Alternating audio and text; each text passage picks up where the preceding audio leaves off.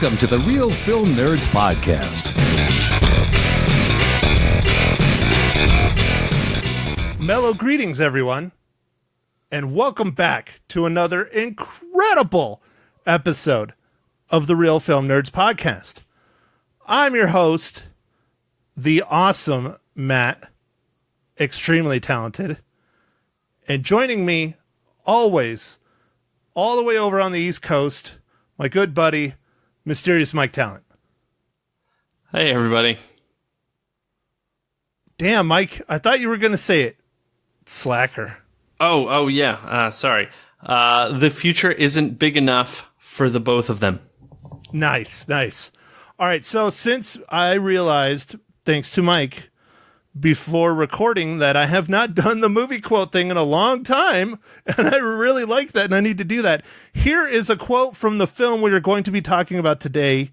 Let's see how many of you can guess the film just off this quote. We're police officers. We're not trained to handle this kind of violence. So anyways, for those of you who are curious and don't recognize that quote, for Real Film Nerds episode 133, we are finally getting around to a listener request. I believe my buddy, Mr. Don Crow, out here in Chino Valley, requested us to review this one. 1993's Demolition Man. This one was a fun one to rewatch. But anyway, the director for this was Marco Brambilla. Writers are Peter M. Linkoff, Robert Renault, Daniel Waters. It's starring Sylvester Stallone, Wesley Snipes, Sandra Bullock, Nigel Hawthorne, Benjamin Bratt. And it's about a police officer is brought out of suspended animation in prison to pursue an old, ultra-violent nemesis who is loose in the non-violent future society. So, Mike, I really enjoy this film. Granted, this was one of those films that you and I and other members of our little crew growing up as kids watched over and over and over again.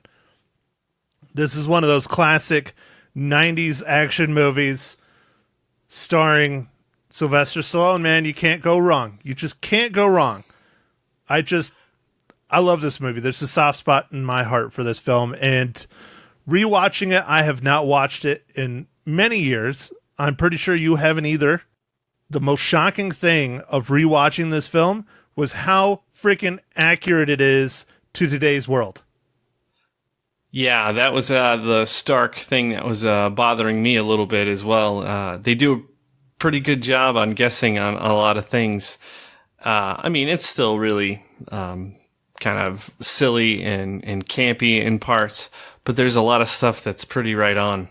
And I was like, wow, a lot of this stuff exists now. Weird.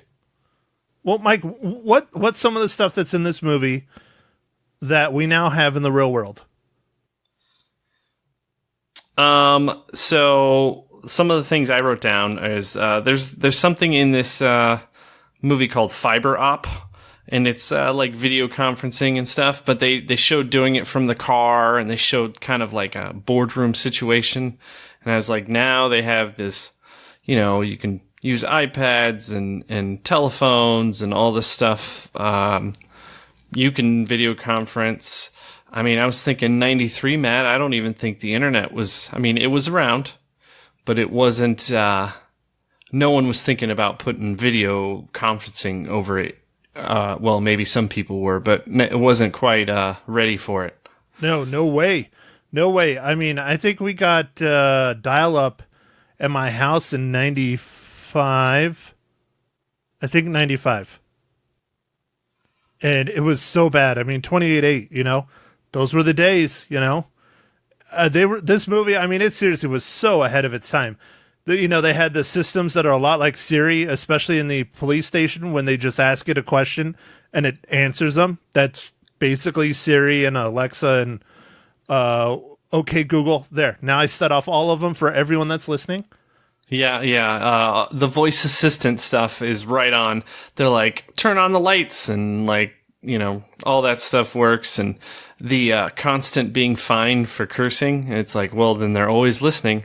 Right. And that's one that is very frightening that they nailed, is how restrictive the society is in this film. And granted, we're not anywhere near that now, but we are a lot more restrictive, especially since the most recent anniversary of, 9/11. We're a lot more restrictive than we ever were back in 93, comparative to today. Granted, we're still nowhere near that, the future that is in this film, but it's heading towards that way, just slowly, in my opinion. Well, yeah. I mean, it's only 2019. The movie takes place in 2035, or 32. So we have a few years. Yeah, we got a couple. It'll still be our lifetimes, Mike.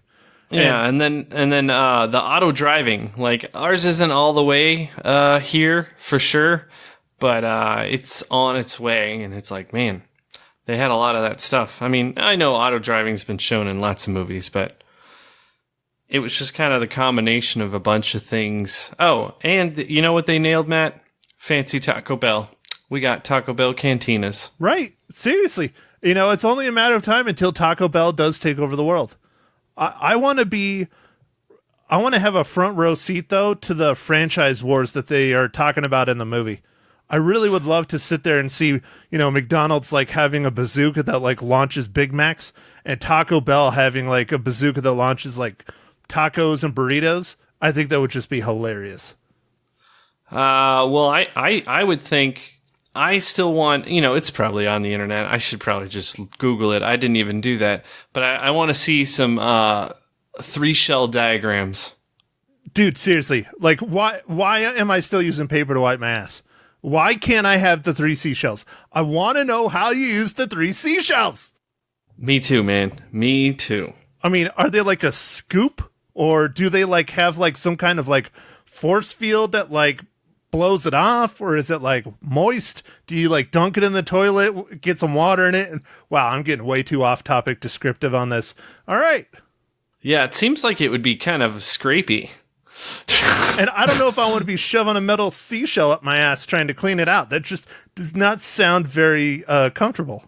And then how does it get clean, man? Like, how do you clean the seashell? I don't know, man. Right. Do you just have like this buildup and then the janitor comes by and gets to clean it at night? Is there like a seashell cleaner? Like that's his job? Oh, yeah. Matt, there was another thing in there that I was going to mention, and it's everyone in society has a embedded microchip in their wrist. And I know some people are already starting to do some of that stuff, like voluntarily, but you never know. Could be coming along any day now. We put microchips in our animals. Yeah, well, and there's that whole, I watched that whole, I think it was a 60-minute segment or something about biotechnology and people that were like purposely planting stuff in their arms and legs and things to help better their lives. But I don't know. I hope we don't get to that point, but especially some of the conspiracy theorists will talk about how, that's going to be the mark of the beast. Is when they start putting microchips in all of us. That's the symbol for, the Satan's return and 666 and all that shit, There was also, Matt, there's one other thing I wanted to bring up, and then I think it can lead into you talking about what you've been doing the last few days. And I wanted to bring up, they call the homicides murder, death kills, or MDKs. Right, and the video game. And we played the video game because it was awesome. It was such a cool game. I don't think they use that from the movie. I think that has been a term in some other futuristic type books. But that was pretty awesome because it reminded me of the video game. And Matt, what video game have you been playing lately? You really want to get off topic already? I'll try to keep it short. Well, I know it's something you want to talk about. Oh, we also need to talk about Moviepass closing down. Yeah. It joined the world of my other one. God, see, I already forgot the name of it. Cinemia. Yeah, Cinemia. It joined the world of Cinemia and is officially gone forever. Yeah, Saturday closed up shop. Who would have saw this coming? For those of you who know Mike and I or have ever actually witnessed us playing a video game, we used to play video games Not a whole lot. I'd say we're sparing. But there's a handful of video games in this world that really grab us hard. Both of us in particular. I hate to keep using us, but it's true. Growing up together, we have a lot of the similar likes. And this one particular video game franchise is just, oh man, it always just grabs me hard. And I know you love it too, Mike. That's why I'm trying to get you to get it. Borderlands 3 dropped on Friday, and I'm already 10 hours in on that game, and I freaking just love it. It's amazing. Man, that means you're likely like a third of the way through. I think it has 30 hours of playtime, regular story, minus all their side stuff. Right, but the problem is I try and do all the side stuff. Oh, okay. So well, then I've you done probably every have single hundreds side of quest hours I've left. gotten so far. I've done them all. So I'm only a level 10, but I've done every single side quest. And one of the benefits of doing the side quests as they pop up is you're a lot more powerful than you typically would be. So the enemies are usually a level below you, so you just decimate them all. Yeah, no, that's a good advantage. Yeah, I really like Borderlands, Matt, and I'll probably be purchasing it sometime soon, but I just haven't had a lot of time lately. Well, neither of us ever have time, but I told myself the campaign's 30 hours. If I can at least play for 2 to 3 hours a week, even when I'm super crazy ass busy, it'll take me, 2.5 months or so to beat the story. Because I dragged my feet so bad on the Borderlands pre-sequel that for me to finish that game, I powered through it in like one day, the last probably half of it, in one day over like a 10-hour period. But I beat it because that was one of my goals. I wanted to finish the story before Borderlands 3 came out, and I finished the story last Sunday. Nice. Very good. But this, I have to say, is dramatically better just because, the pre-sequel, Borderlands 2, the original Borderlands were all made for the Xbox 360. They really weren't made for the Xbox One. This one is the first one that is truly made for the Xbox One. And it shows. Nice, man. I look forward to seeing my data connection get eaten up by downloading those nice graphics. You know what's amazing, too, is that they had a day one patch, but it was nowhere near the day one patches of other games. It was only 260 megabytes. A lot of the other ones, including Grand Theft Auto and stuff, they were over a gig day one patches. Yeah, there's always going to be day one patches because the way the stuff goes. But yeah. Yeah, and we can get into the whole industry and how horrible it is and all that shit. If you really want to know, go watch Hassan Minaj's episode on Netflix about it. It will explain it all. He did a really good job with that episode explaining the video game industry. Anyways, all right, Mike. Well, let's get back on topic because, I can get off really hard. Yeah, you can. Is that what she said? We'll go with both. That's a he and she, right? Yeah. I don't know. I lost it there. I should have. Yeah. Yep. It's okay. It's all right. It was the thought that counts, right? Yes. I have to bring up this one point. How awesome is Wesley Snipes as an actor? I mean, seriously, Sylvester Stallone, he's a great action star. Always has been, always will be. But Wesley Snipes, man, as the villain, I mean, who else can be a incredible villain and an incredible hero in multiple movies throughout the 80s and 90s? I mean, nobody really does it. You were usually one or the other. You weren't both. And he did both. Yeah, he was a great character in this. I mean, it was probably a pretty fun role to play because he's so over the top and just kind of loony. But this is kind of when he was starting to get big, I would say, because he did like White Man Can't Jump, and then he did this one, and there's a couple other movies in between, but these are the ones that I remember real well. Passenger 57. Passenger 57, yep. And then he went on to do Blade, and like that was awesome. And then, he didn't pay his taxes. Yeah, well. He also did US Marshals. Yes, that's the second one, right? Yeah. Yeah. And then The Art of War. Oh, yeah, no, he's been in tons of great movies. I was just listing off some of the ones that I really remember. Yeah, well, I was just pointing out how in some of those, he was the good guy. In some, he was the bad guy. But he's still just his charisma, his character, the way he plays it. He could go both ways, and that's not typical of most action stars. They're usually either the good guy or the villain. Although, Jason Statham, he's done that. He's been the villain and the good guy as well as an action star. He's pretty good. Yeah. But this was fun to watch again. This one was, I don't know. I think I remembered liking it, but I hadn't seen it in a long time. And I think the only thing I remembered out of this movie, which is terrible, is just the 3 seashells. I remember one of the most important things of this movie ever, and that was the introduction of Sandra Bullock. Nice. Yeah, this was on her way to becoming a superstar, because the next year she came out with Speed with this other guy. I don't know. I think he was in The Matrix or something. I forget his name. I'm just kidding. It's Keanu Reeves. Hey, speaking of Keanu Reeves, you know it came out on Blu-ray recently, right? Bill and Ted's? Yes. Finally, Nice. after all these years, they finally released it on Blu-ray. That is cool.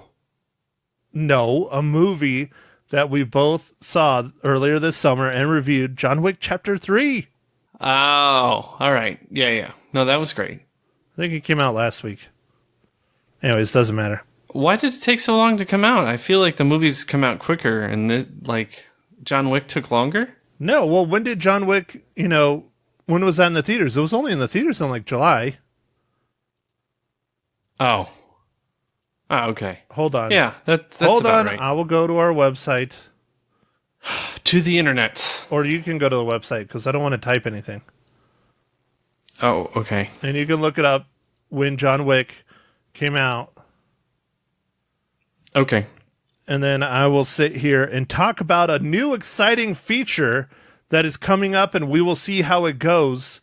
For those of you who are local to the Prescott area or don't mind clicking on listen to a radio station online, local radio station Magic 99.1 has asked me to come in on Monday mornings and give a movie review every Monday morning at 8:45 a.m.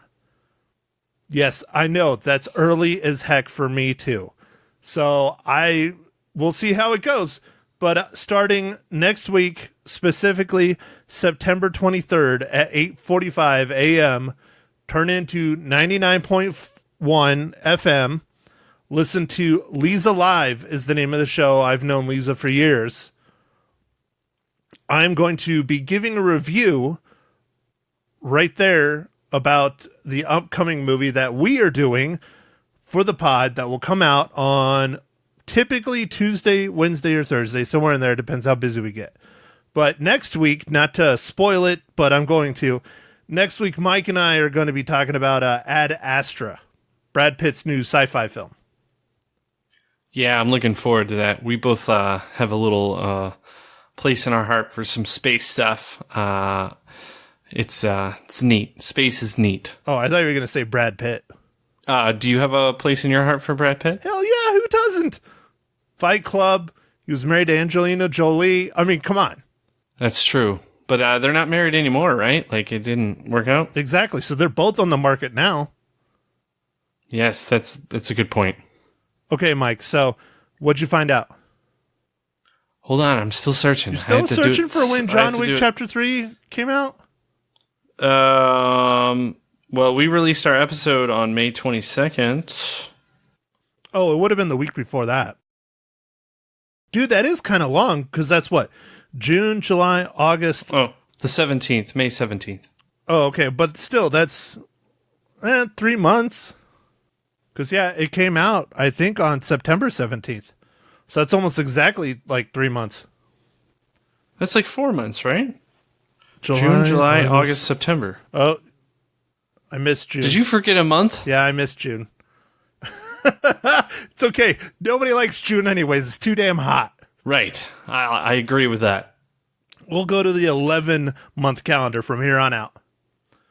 All right, Mike. So speaking about calendars. See, that didn't work. Let's go back to Wesley Snipes. So speaking about someone that helped build the Marvel Cinematic Universe, Mike, how does Demolition Man relate to the Marvel Cinematic Universe?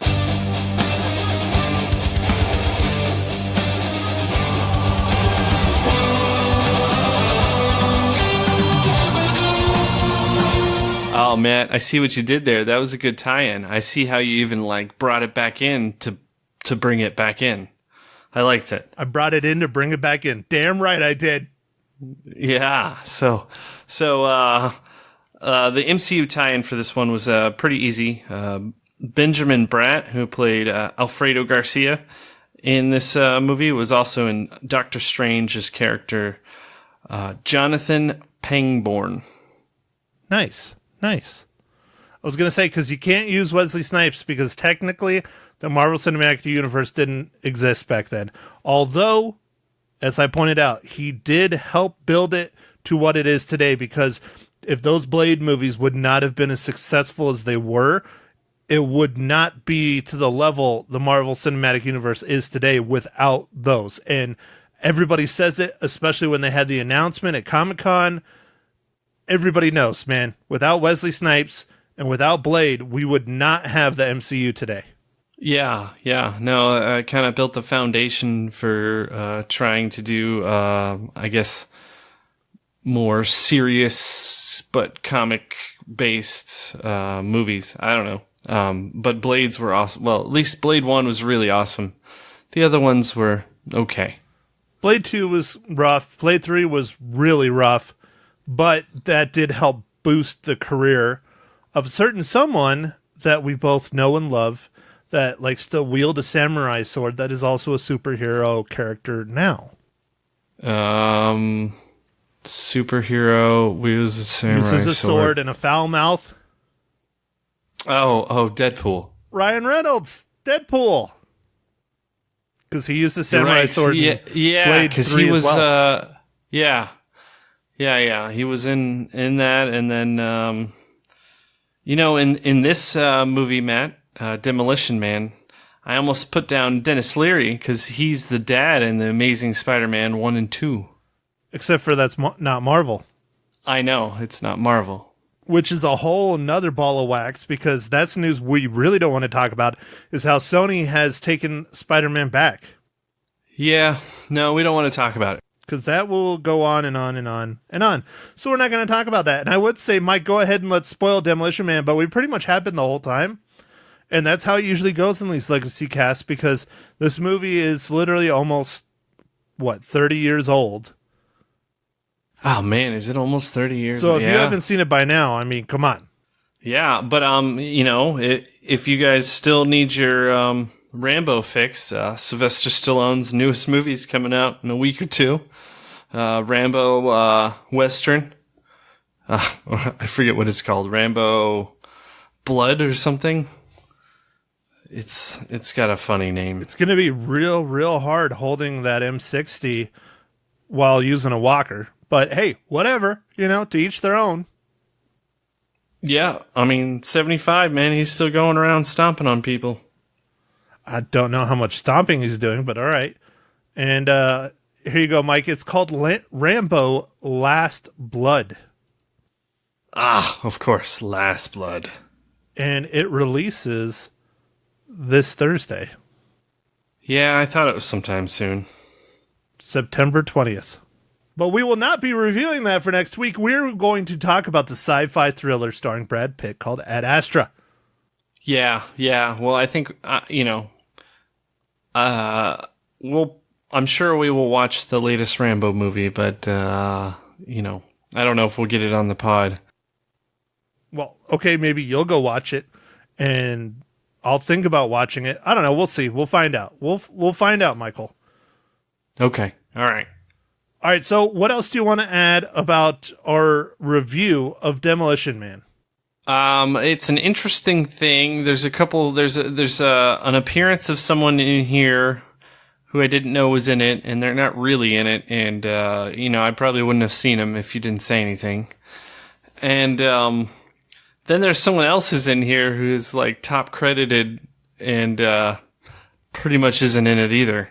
So I'm like, what? How did this happen? Well, who are these people, and where are they in the movie, Mike? All right, so a Mr. Jack Black is in this. He has an appearance where he doesn't really say anything. He kind of smirks, and he kind of gets a gun taken out of his hand. And that's about it in this movie. And he's credited as one of Dennis Leary's cronies. Like cryo something or whatever. Yeah, whatever his little crony gang people are. He's in there, and I'm not sure how many more scenes he's in. That's just the one where you can clearly tell it's Jack Black. Yeah, I think that might be the only one. But I mean, I was kind of looking because you told me. But the other one, which I saw in the credits, and I was like looking for him, almost didn't even see him.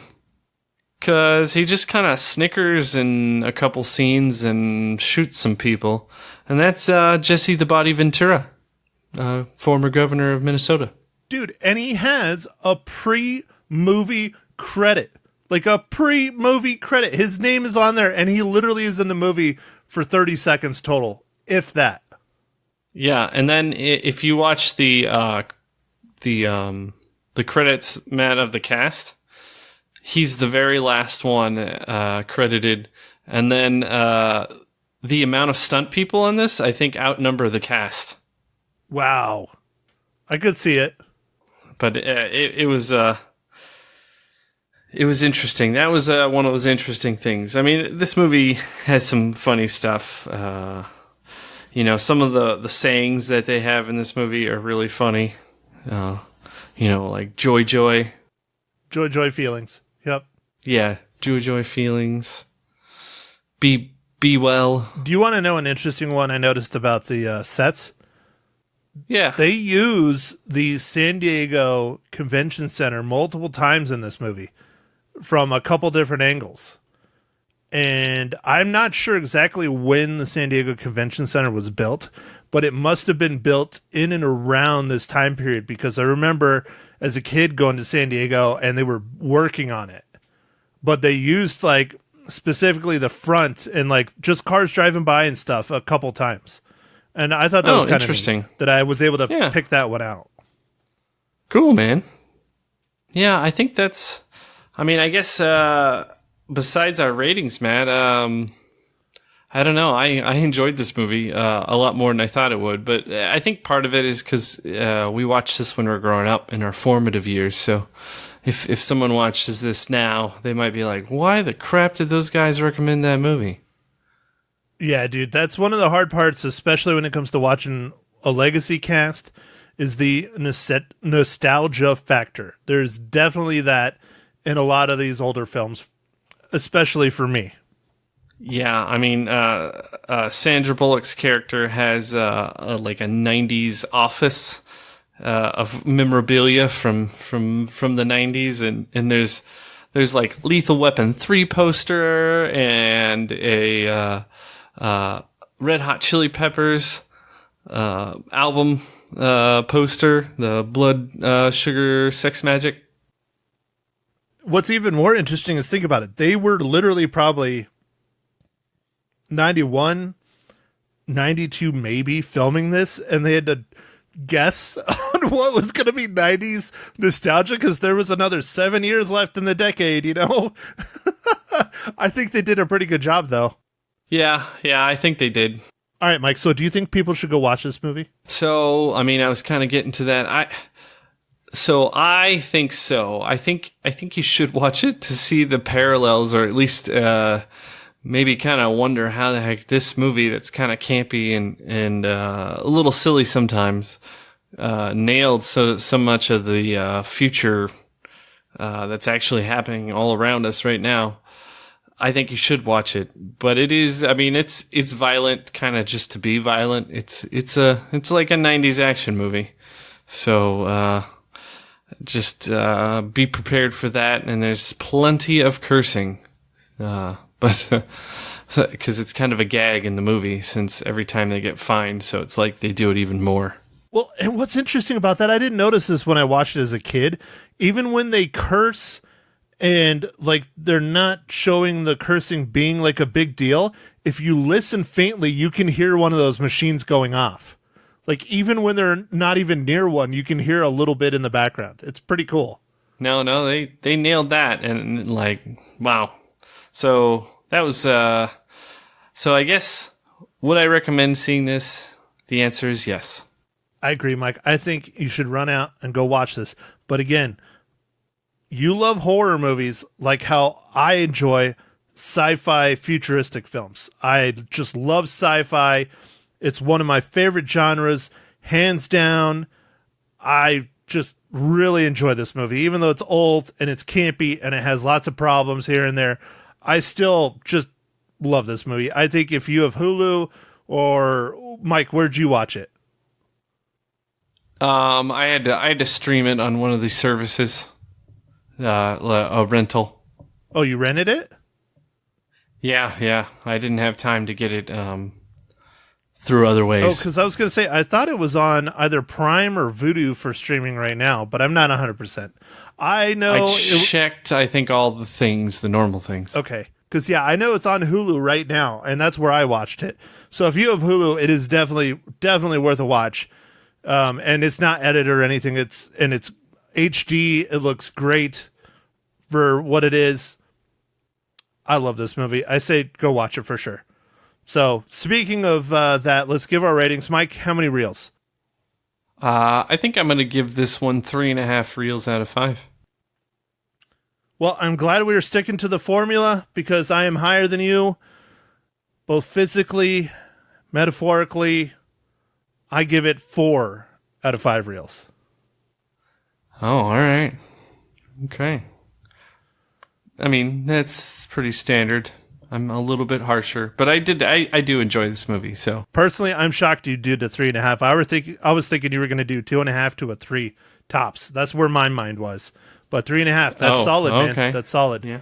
So, all right. Well, next week, to keep cramming it down everybody's throat, on Monday, September 23rd at 8:45 a.m., turn your radio dials to 99.1, The Magic. Listen to me talk about Ad Astra before Mike and I review Ad Astra, probably on Wednesday. All right. Yeah, that sounds fun. That's really cool. Yeah, dude, I'm pretty shocked that I'm going to be on a radio station. So we'll see how it goes. Hopefully I don't swear. That's the biggest thing I'm looking at. Oh, yeah. Ooh. Yeah. I don't know, man. You're just going to have to try and filter yourself, which I know is not really a thing. I think you might have to listen because I'll send you the link. You know what? I might even just put it up on our website, in our little, what do they call that? I don't remember what they call it. Anyways. Well, I think, Matt, you can ask them to show you where the dump switch is and be like, get ready. Yeah. Well, there's a reason why they're having me be in by 8:30. Because when I did it, for those of you who do not know, there was a trial run. Well, not really a trial run. They had me call in on my phone last Monday and talk about It Chapter 2. And I thought I wrote a whole thing out and describing the movie and everything. It literally was maybe 2 or 3 minutes of talking. And Lisa's like, all right, I call in and she's like, I'll get right to you. And I'm like, oh shit. And then she clicks over and she's like, all right, you're on the air. I'm like, oh fuck. I didn't say that. That's what I was thinking. And so she starts asking me questions and I just answer the questions and just kind of roll with it. Everything I spent 2 or 3 hours the night before writing just went out the door. But I think It went well. Everybody said I sounded good. And the thing that shocked people that actually listened to it, because I tried to tell as many people as I could real fast, because I was like sending people like, oh my God, I'm going to be on quick. Nice. And so the thing is that shocked the most people is that I sounded exactly like how I sound in real life. They're like, most people when you're on the radio don't sound like that. They're like, you sounded like how you always sound. I was like, well, I guess that's a compliment. Yeah, take it as a compliment, man. So anyways, Lisa thought it was great. She thinks it's awesome that I, am willing to do it every week. And I'm sure it's only going to be maybe a minute tops. It's going to be quick. But when we recorded on this one on It Chapter 2, when she clicked over and said you were live, we were not live. There was probably about a 5 or 10 minute thing, and she actually even teased the segment. I heard it as I was listening to it, and then the segment went on right at 9 o'clock. Yeah, I think that's how most things are done now. Well, they have to. They have to legally, because if there is an F-bomb or anything else, they have to cut it out. And they got to have the time to do it. So, anywho. All right, Mike. Well, you got anything else you want to add? No. This was a fun watch, though. I enjoyed this Legacy cast quite a bit. And Dawn, thank you again for writing in, requesting it. Sorry it took, so long to get to it, but we finally got to it for you. So I hope you liked us talking about Demolition Man and the end of the world as we know it. Yeah. Is it an REM song? What are we doing here? It's the end of the world as we know it, and I feel fine. All right, man. Well, I think that wraps it up for us. So thanks, everybody, for listening, and catch us on our next pod. Thank you for listening to The Real Film Nerds. Now, don't forget to follow us on Facebook, Twitter, and Instagram at Real Film Nerds. Now, go out and catch a movie.